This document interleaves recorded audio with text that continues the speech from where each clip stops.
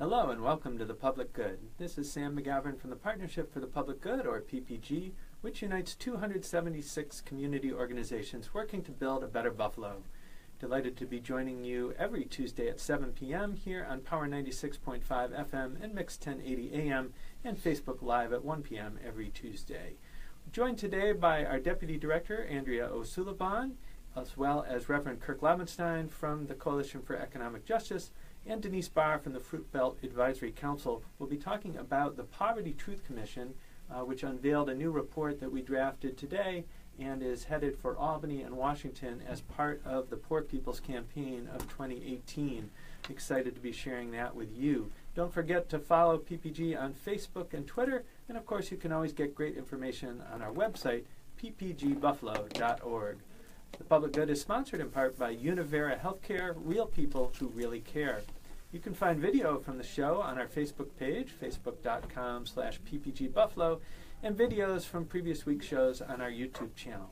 A few quick announcements for you before we get started. This Thursday, April 12th, from 9 a.m. to 12 p.m., the Community Health Worker Network of Buffalo is hosting a Peace, Love, and Power Conference featuring a keynote presentation by the three founders of the Holistic Life Foundation.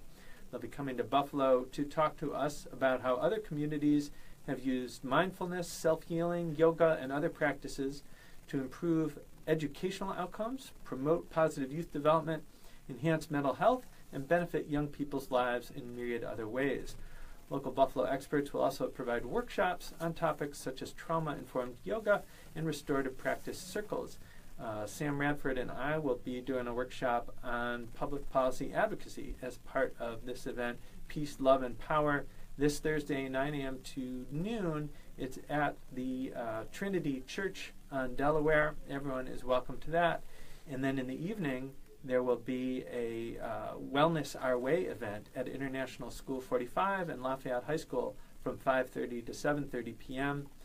With a variety of activities related to yoga, mindfulness, and other self-healing practices. Find out more about that from the Community Health Worker Network of Buffalo. Great event coming up this Thursday. On Friday, we will be doing our 9th annual Buffalo Poverty Research Workshop with the Homeless Alliance of Western New York and a variety of institutes from UB.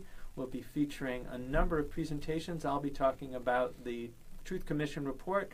We'll have Professor Nicole Hallett reporting on low-wage work and common violations of legal rights taking place in Buffalo.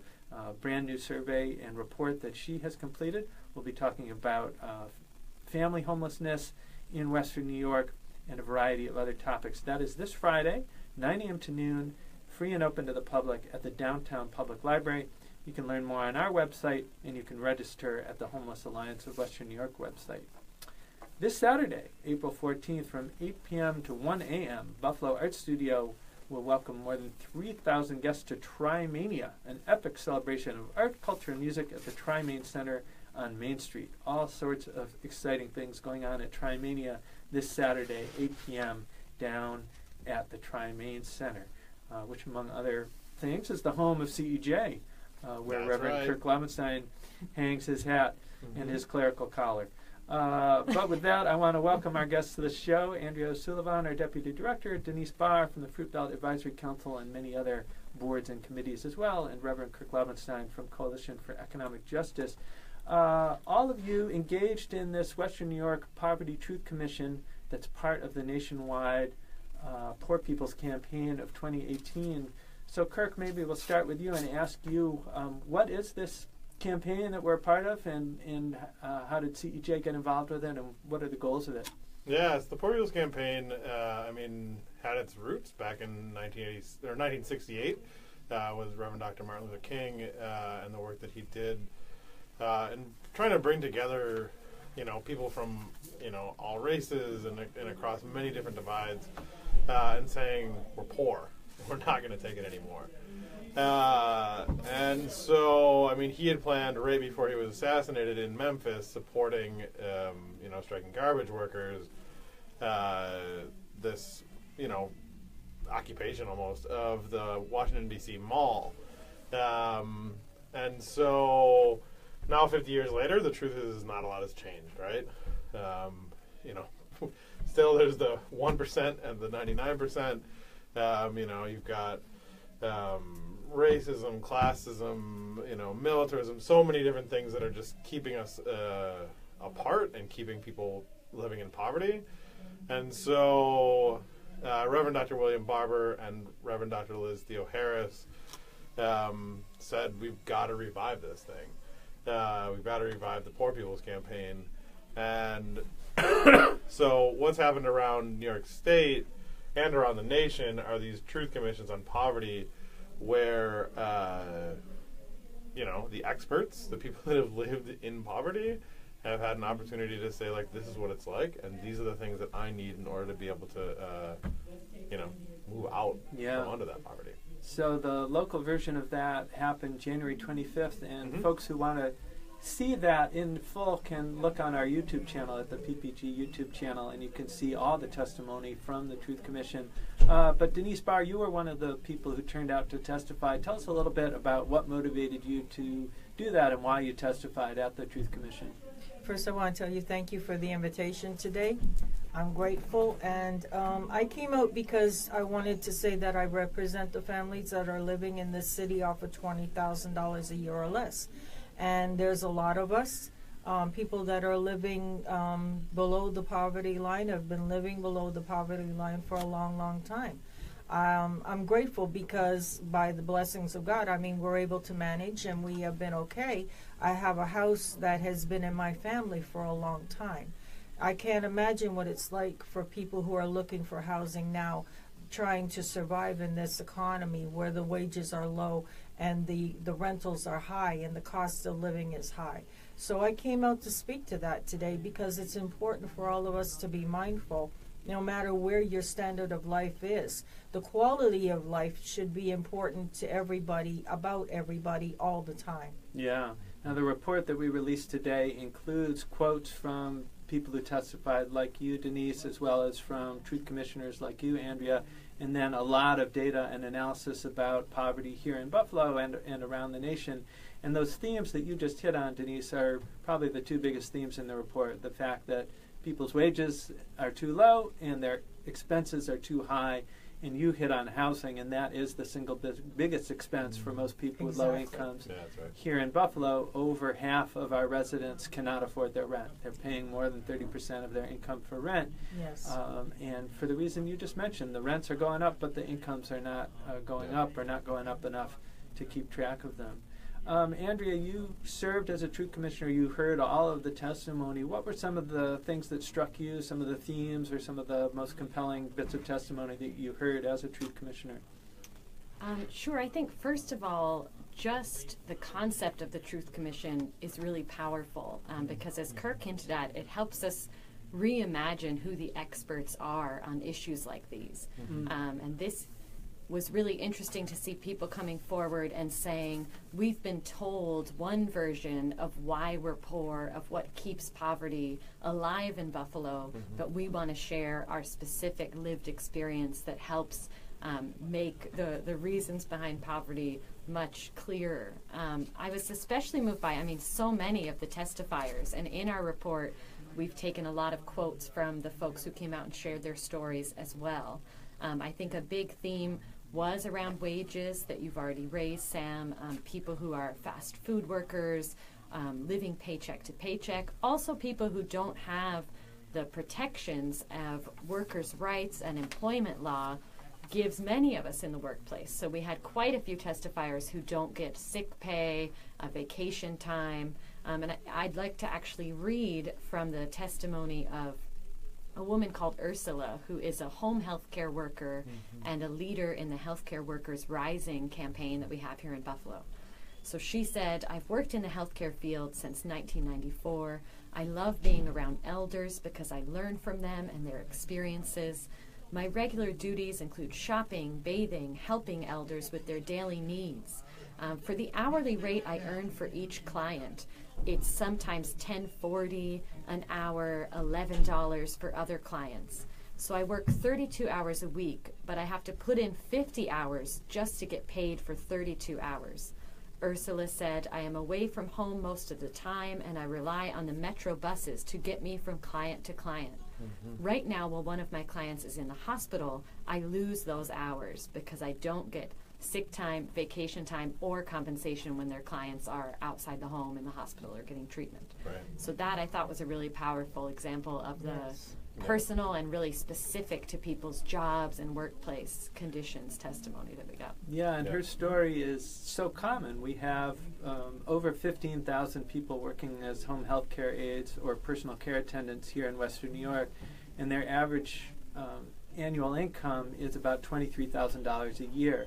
So here are people taking care of the elderly and the disabled, doing some of the most important work in our community, and yet we're paying them poverty-level wages. Yeah. And as Absolutely. Ursula's testimony points out so well, it's not just the dollar amount of the wage, as low as that is for her, but it's also the nature of the job, the poor quality of the job, the fact that she doesn't get paid for her transit time going between clients, and is spending a lot of her hours on the bus, not getting compensated for that, and the fact that she's not getting paid sick leave and paid vacations and other things that would make it a quality job.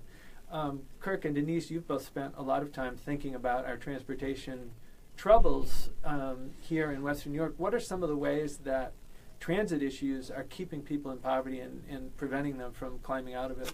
Can I speak to that first, Go if you for it. don't mind? Yep. You know, I had to leave my job a few years ago. My husband's health was declining, and then he had died. But the thing was, I got transferred out to McKinley Mall. So I would travel 3.5 hours sometimes to get back and forth to work. And I would often work a 4-hour shift. That's extremely difficult. You know, and we did it for as long as I possibly could until I had to step out of my job and take care of my husband, because at that point he wasn't able to manage on his own anymore. But this is common, you know, being out there at 5 o'clock in the morning, catching first buses out, trying to get to a job for 6, 7 o'clock, people riding around, you know, for hours in the course of a day. I mean, this has become something that seems normal in our time, in my time, because I do it all the time. But it's really, you know, when you talk to other people and you realize that it's really not normal, because how much time you spend just transporting from one place to another, the waiting time in between.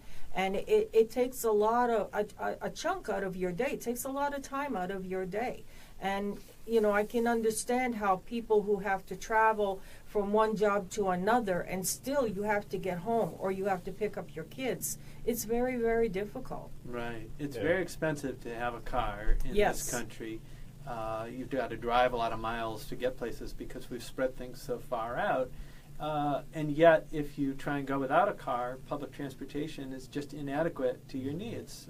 Our report last year found that over half the jobs in this region are not accessible to public transit. And your story, Dennice, is such a common one that you had to travel so long to get to a job that wasn't even an 8-hour a day job. It wasn't giving you enough hours. It wasn't giving you the paid sick time.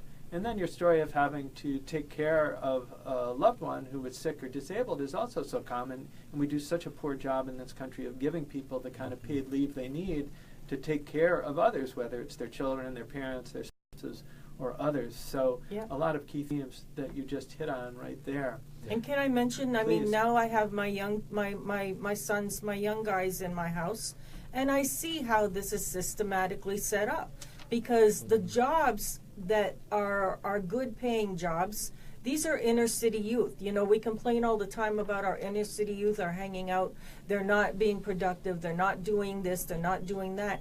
But the reality is that the system has been set up that way to keep them in the inner city. That if they had the ability to travel to places where they could get good work, it would make all the difference in the world. But the system is set up such that they're being pushed back, and we're still in redlining in 2018 for a variety of areas, and it's specifically against poor people. It's shameful. And on the transportation issue, I mean, the truth that we've seen is that the NFTA and their board of commissioners just isn't responsive to riders. They have public meetings where you can come and attend, but no one is allowed to speak except for the commissioners. There are no commissioners who actually ride the bus on a daily basis. that can vote. And so what we've said time and again is that it's really crucial to make sure that riders, who are the experts, actually have a voice and a vote, on the NFTA Board of Commissioners, because it's, especially lately, I think that it's felt like the NFTA's priorities are really skewed. It's about getting their executives pay raises. It's about extending the light rail, and extending the light rail is a good thing, but not at the expense of the bus system, which is the thing that takes most people, that need to take the bus are on. That's the way they get around. Let's tackle a related theme, which is health, and we have a lot of data in the report about the way that poverty and segregation impact people's health. We have statistics like the fact that people with low incomes have a 50% greater risk of heart disease, a 50% greater risk of diabetes, much higher rates of asthma, 8 times more cases of lead poisoning among people with low incomes, and nutrition being a big piece of that as well. And here in Buffalo, our access to full-service grocery stores is a big issue, and I know it's one that you've thought about, Dennice, and one that you've experienced. One of the statistics in the report is that Buffalo's African-American residents are 6 times as likely as whites to live in a neighborhood without access to a full-service grocery store. Tell us a little bit about your experience of that, living on the east side of Buffalo. Yeah, I mean, absolutely. In the Fruit Belt, where we don't have, immediately in our neighborhood, we don't have a lot of anything except churches, thank God for that. But, you have to travel a good distance to get to the local grocery store, which is really what a lot of people have called the glorified 7-Eleven. That's the only the tops store. On Jefferson. The tops on Jefferson. 7-Eleven. A lot of people refer to it as a glorified 7-Eleven. But, that's all that we have. And, I talk a lot about how I walk. I mean, I walk a lot. And I have a full fare bus pass. But because of the convenience of trying to get around and save time, sometimes, a lot of time, people will walk to get to where they have to go because it's faster. So I find myself often having to walk up there and walk back. And it's probably about a 20-minute walk there each way. Now, I'm in fairly good condition, thanks be to God, even though I'm almost 60. But I think about my neighbors who are mostly seniors and how it would be impossible for them to kind of make that sort of journey. And I was even looking at Instacart recently because I heard about this thing and I was thinking, okay, this might be kind of sort of cool, right? Except that they want to charge me $12 or $13 to deliver my food. I'm like, no, I'm not going to do that. So I put my coat on and I shuffled my way up the street and I went and got my stuff, But this is a harsh reality that in the inner city neighborhoods, they have been pushed back to the point of where resources are so limited. And we think that it's okay because, they don't really need very much. But that's shameful also. Yeah, well, if you're elderly or disabled, the idea of walking that great a distance to a grocery store or taking the bus and trying to get home with the groceries, say you've got a stroller or a walker, trying to navigate that, especially in difficult weather, which we certainly have a lot of. Well, listen, I don't like walking 4.5 miles a day, but it just happens to be how much I do on average. Right. It's become a way of life. Yeah. One of the, I thought, kind of shocking statistics that we have in the study has to do with mental health and the fact that people with income below the poverty line, 8.7% of people living in poverty experience serious psychological distress, compared with only 1.2% of those who have incomes 400% over the poverty level. That is such a dramatic difference. 7 times the rate, over 7 times the rate of severe psychological distress for people living in poverty. And I know that that's a combination of all the stressful and difficult aspects of living in poverty, as well as the lack of access to quality care. Yes. But I wonder if any of you want to comment on the mental health part of poverty. Well, I know it's got to be extremely stressful in this point in time to try to manage a family on the wages that you're dealing with, and the cost of living is escalating. I mean, I know even for myself, living on the amount of money that we have in the course of a year, how limited you are. It affects your quality of life so hard because you want to be honest for the most part. Most people want to be honest and pay their bills. You want to pay them on time. You want to be able to feed your family. You want to be able to have a standard of life that you can go out and enjoy things like you see other people do. But the reality is that you can't. There are things that you have to cut back or cut out. And it doesn't feel good to be head of household and say, we can't go to a concert. We can't even go regularly to see the movies because it's out of our price range. Right. That's tough. Right. It's better for me at this point because my kids are pretty much grown. But if you have little children, I can't even begin to imagine. It's got to really take a toll on people. Yeah, and there's a lot of research that says it's not just the poverty, but it's the inequality. Absolutely. There's a book called The Spirit Level that talks about that around the world, and in this country, that inequality in and of itself has very damaging aspects on people's physical and mental health. There's also some interesting research we talk about in the report about environmental health factors and the way that those influence not just physical well-being, but also mental well-being. So we talk about the fact that having dampness and mold in your house, not only does it exacerbate your asthma, but it also contributes to depression and anxiety. Yes. Similarly, air pollution. Yes. We know it's very bad for your lungs and your heart, but it's also very bad for people's mental state to be breathing in all those particulates. Oh, yes. And I know that you living in the Fruit Belt with the Route 33 running right through your neighborhood. Yes, that and divided my neighborhood, yes. All the parking that goes on for people working at the medical campus, that's a lot of vehicle pollution that you're having to breathe in on a daily basis. And more than that, you know what, I look at, when I moved into the neighborhood, I want to say about 15 years ago, my kids were still little guys. And we were at a point then where, they would play in the street because the kids have to play in the street. There was no community center, and it was really, really tough to say to your kids, there isn't any place else for you to go. They learn to be creative and, make their way and play games and things outside, which is what children do. But it's really to the point of the quality of life again.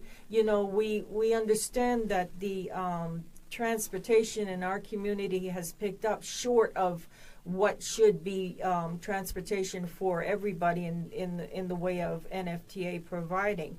But the vehicles have picked up in our neighborhood. The quality of life has dropped because, now we're dealing with sinkholes. We're dealing with problems with the infrastructure in our community. A lot of people are so excited to buy up property in my neighborhood because they're like, this is a gold mine, right? We're going to buy this property and flip it. And I'm this fly in the back of the room. I'm listening, and in my head I'm going, you don't know that we have sinkholes. So good luck with that. Because what you buy, you may not be very happy with. But, these are the things, the pressure from the water lines, a lot of the neighbors are suffering with those issues. There's a lot of things that have happened because of this development. Yeah.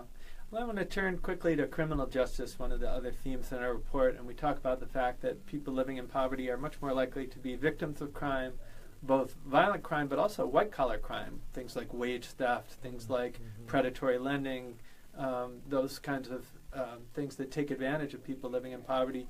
And we also talk about the way that poor neighborhoods are often over-policed and the way people of color are subject to much more police attention than whites, and that as a result they get arrested for the same behaviors that whites are not getting arrested for. Andrea, you've been working a lot recently on bail and the effect that cash bail has on poverty and the racial disparities in that. Do you want to talk briefly about what you've learned in working on bail? Sure. So we have had a team at PPG observe 240 arraignment hearings where bail is set in Buffalo City Court since November. And we learned that judges in Buffalo are still setting money bail, so a cash condition on someone being allowed to be released before their trial date. Judges are still setting cash bail in 64% of cases that they hear in Buffalo. So That Including means a lot of nonviolent misdemeanors where you wouldn't expect that you would need to post bail to get out. absolutely. Yeah. In things like very low level theft, very low level drug possession, we saw bail very high, $5,000 for somebody's first ever interaction with the criminal justice system. Crazy. For very small amount of, say, marijuana possession. And how does that setting of money bail impact poverty issues? So in essence, the system is punishing people for being poor.